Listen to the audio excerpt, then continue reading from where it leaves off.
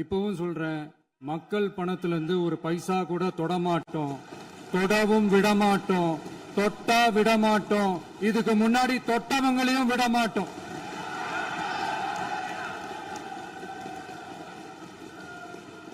ஒவ்வொரு ஊழலா வெளியில வரும் போலயே ஒவ்வொரு வேஷமா கலைஞ்சிரும் போலயே இங்க இருக்கிற நிறைய பேரு நடுங்கி போய்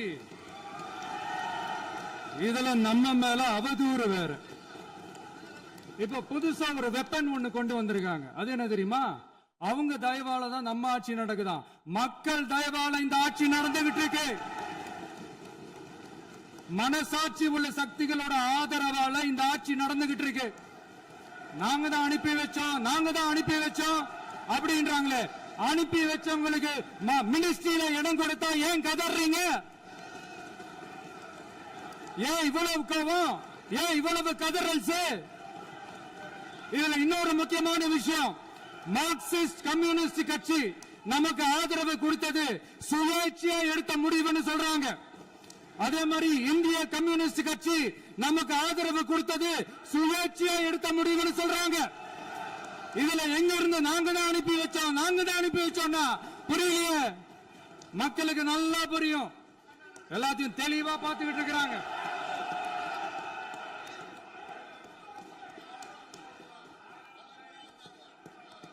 முதலமைச்சர் கண்டினியூ பண்ணலாம். மாண்பு முதலமைச்சர்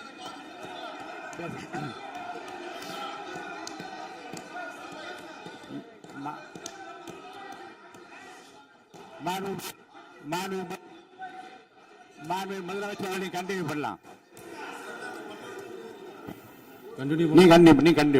நீ கண்டினியூ பண்ணலாம்.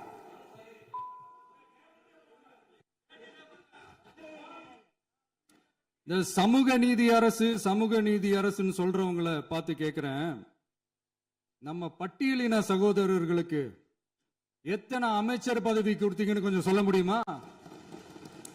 ஆனா நம்மளுடைய அரசுல 8 அமைச்சர் பதவிகள் யாருக்கு? நம்ம பட்டியலின சகோதரர்களுக்கு. எல்லாம் நம்ம அண்ணன், நம்ம தம்பி, நம்ம தங்கச்சிங்க.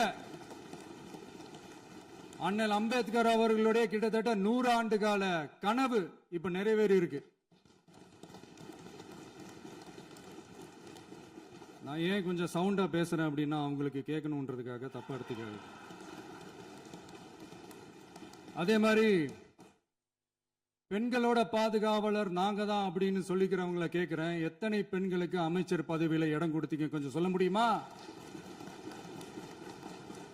எங்க அரசுல 4 சகோதரிகளுக்கு அமைச்சர் பதவி கொடுத்திருக்கிறோம்.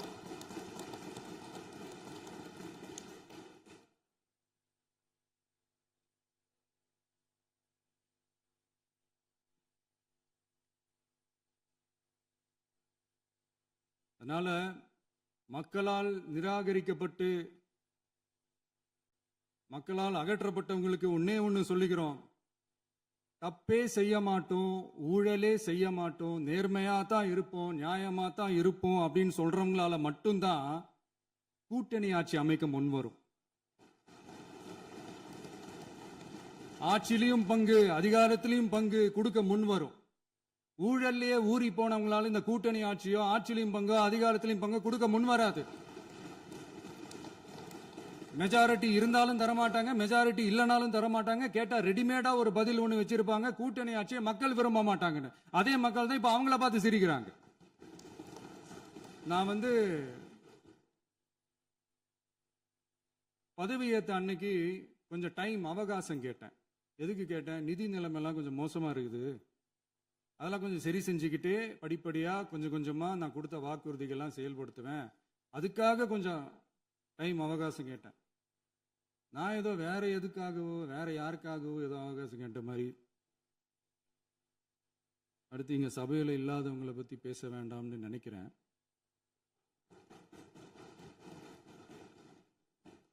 இங்க நம்மளை பத்தி அவதூறு பரப்புறதோட மட்டும் இல்லாம இப்ப நம்ம மக்கள் மேலேயும் அவதூறு பரப்ப ஆரம்பிச்சிட்டாங்க. மக்கள் நமக்கு ஓட்டு போட்டது தப்பான், குடும்பமா நமக்கு ஆதரிச்சது தப்பான். இது இப்ப இல்ல, நான் சொல்றது எம்ஜிஆர் அவர்கள் காலத்திலிருந்தே. அப்பவே அவர் ஜெயிச்சப்போ அதே மக்களை தப்பா பேசுறது. மக்கள் என்ன பண்ணிட்டாங்க, எம்ஜிஆர் என்ன பண்ணிட்டாரு, எம்ஜிஆர் என்ன இது பண்ணிட்டாரு. 50 வருஷமா ஒரே டெக்னிக்கா?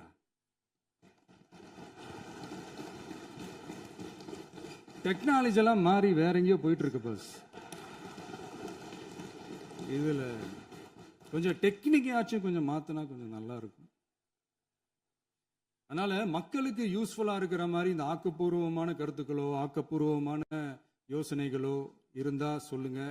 அதை நாங்க டெஃபரெண்டா எடுத்துக்கிறோம். ஆனா அதை விட்டுட்டு இந்த நக்கல், நையாண்டி, சம்பந்தம் இல்லாத பேச்சு இதெல்லாம் பேசிட்டு அப்புறம் முதல்வர் பதில் சொல்லல, முதல்வருக்கு பதில் சொல்ல தெரியல அப்படின்னா அப்புறம் என்ன சோஃபா மாடல் ஆட்சியா? அது என்னன்னு புரியறதுக்கு எனக்கு ரொம்ப நாள் ஆச்சு. இந்த sofa set, table chair, teapoy, furniture பிசினஸ்லாம் வேற எங்க வெளியில போய் பண்ண சொல்லுங்க. அப்படி அந்த பிசினஸ் தான் பண்ணணும்னா நிறைய பிசினஸ் பண்ற மாதிரி வெளியில போய் பண்ண சொல்லுங்க. இங்க சட்டசபைக்குள்ள வேணாம். அதனால ஆக்கப்பூர்வமான கருத்துக்கள் இருந்தா சொல்லுங்க. டெஃபினட்டா அது சரியா இருந்தா நாங்க ஏத்துக்கிறோம். எனக்கு ஒரு குட்டி கதை ஒன்று ஞாபகம் வருது, சொல்லாமா? ஒரு ஊர்ல ஒரு பெரியவர் வெயில் ரொம்ப ஜாஸ்தியா இருக்குன்னு சொல்லிட்டு கண்ணுக்கு மேல கை வச்சுக்கிட்டு இப்படி சுத்தி முத்தி தேடிக்கிட்டு இருந்தாராம். அப்ப கூட இருந்த ஒரு சின்ன பையன் என்ன தேடுறீங்க அப்படின்னு கேட்டானா. அதுக்கு அந்த பெரியவர் சொன்னாரா, அது ஒண்ணு இல்ல தம்பி, உங்க அப்பா இங்கதான் இருப்பாருன்னு சொன்னாங்க, அதான் தேடிக்கிட்டு இருக்கேன். எங்க உங்க அப்பாவையா காணோம்?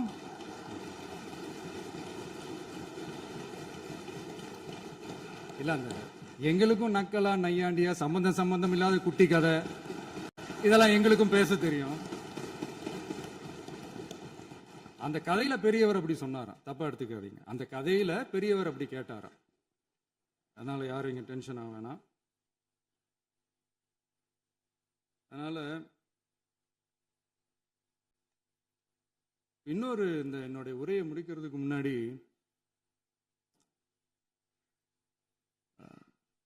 போயிட்டாங்க, பேசலாமா? நிறைய உங்க கருத்துக்களை நீங்க முழுமையாக மன நிறைவோடு பேசலாம். டிவியில பார்த்தோம். சரி, அதான் 5 நிமிஷம் பேசுனதுக்கே கொளத்தூரி இந்த ஆட்டம் அடிச்சு பேசுனா அப்புறம் என்ன பண்றது? கடைசியா நான் இந்த உரையை முடிக்கிறதுக்கு முன்னாடி ஒரு முக்கியமான ஒரு விஷயம் பத்தி சொல்லணும். ஆளுநர் உரை அன்னைக்கு இந்த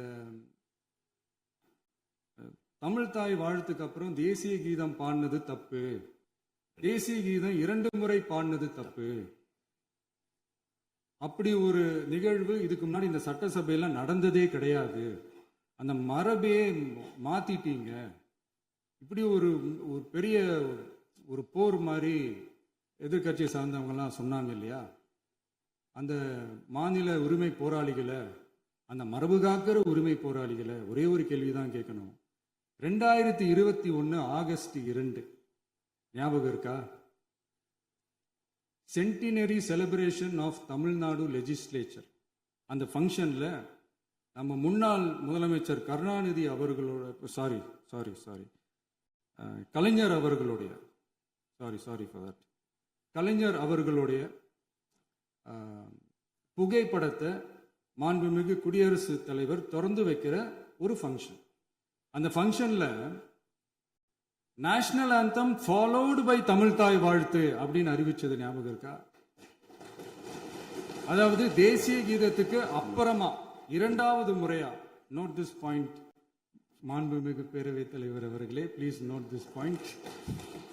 தேசிய கீதத்துக்கு அப்புறம் 2வது முறையாக தமிழ் தாய் வாழ்த்து பாடப்படும் அப்படின்னு சொன்னது ஞாபகம் இருக்கா?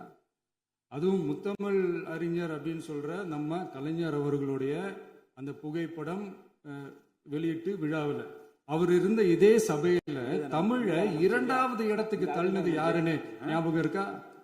அது மட்டும் இல்ல, அந்த தேசிய கீதத்தை நாட்டுப்பண் நேஷனல் ஆந்தம்னு சொல்லி அதே ஃபங்க்ஷன்ல கடைசியா ஃபங்க்ஷன் முடியும் போது செகண்ட் டைம் தேசிய கீதம் பாடினதும் ஞாபகம் இருக்கா? இதே அவையில் தான், அது அவை குறிப்பிலும் இருக்கிறது, இதே அவையில் தான் நடைபெற்றது. இந்த தக்க நேரத்தில் இந்த ஆதாரங்களை அளித்த மாண்பு முதல் அவர்களுக்கு நன்றியை தெரிவித்துக் கொள்கிறேன். டவுட் இருந்தா இந்த புக்கை பார்த்து தெரிஞ்சுக்கலாம். அதனால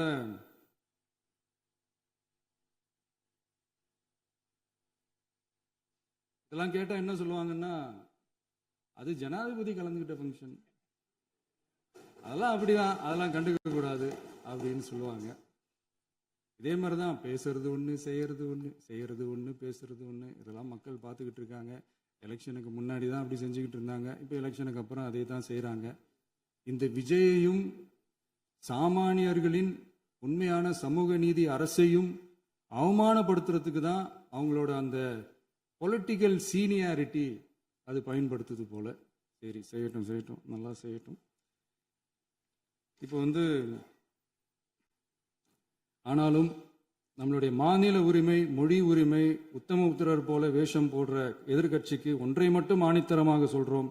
உங்களை மாதிரி தமிழ்னு சொல்லிக்கிட்டு, மொழி, பண்பாடு, கலாச்சாரம்னு சொல்லிக்கிட்டு ரெட்டை வேஷம் போடுறவங்க நாங்க கிடையாது. உலகெங்கும் வாழும் என் தமிழ் சொந்தங்களுக்கு நம்முடைய உத்தரவாதம் தமிழ் தான் எங்க உயிர் நாடி அப்படின்றத மறக்க மாட்டோம். இப்பவும் சொல்றோம், மாநில உரிமையில எப்பவும் உறுதியா இருப்போம். அதே சமயத்துல அரசியல் வேற, ஒன்றிய மாநில அரசுகளுக்கு இடையே இருக்கிற நிர்வாக அணுகுமுறை வேற. இதுல நாங்க ரொம்ப தெளிவா இருக்கிறோம்.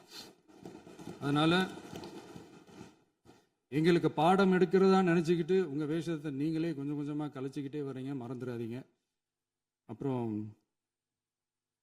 நேத்து எதிர்கட்சி தலைவர், மாண்புமிகு எதிர்கட்சி தலைவர் பேசும்போது நிறைய பேசினாங்க. அதுல ஒண்ணு மட்டும், அரசு சொல்றதா நினைச்சுக்கிட்டு நம்மளை இன்டைரக்டா ஈவில் அப்படின்ற அந்த வார்த்தையை யூஸ் பண்ணாங்க.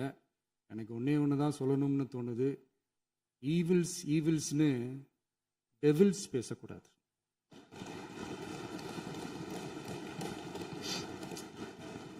அவங்க இருந்திருந்தா ஒரு ஆக்ஷன் பண்ணணும்னு எனக்கு தோணுச்சு.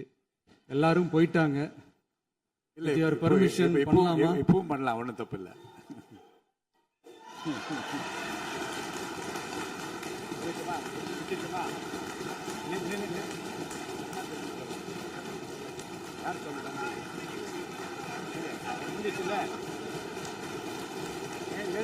சொல்லட்டுமா?